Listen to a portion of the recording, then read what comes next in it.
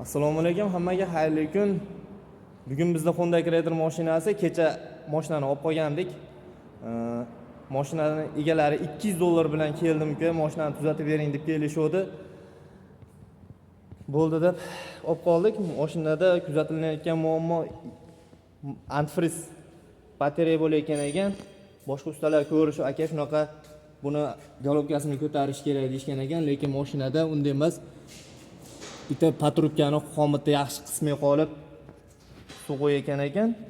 Hattoki yerga ham tushmagan. Yerga tushmagan sababi bularda zashniyda mana bunday gubkasi bo'ladi. Mana gubka ko'rishingiz mumkin. Gubkada har qancha antifrizni o'zida olib qolishlik xususiyati bor.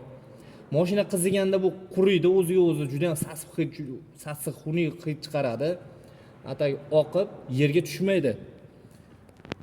20 ming so'mlik xomut bilan ishlarni bitirib berdik. Shunaqangi sifatli, ishonchli xizmatlar kerak bo'lib qolsa murojaat qilaverasizlar. Manzil Farg'ona shahar, Zakanalda joylashgan 27-maktab ro'parasida Honda Credit mashina minadigan tanishlaringiz jo'natib qo'yaverasizlar videoni.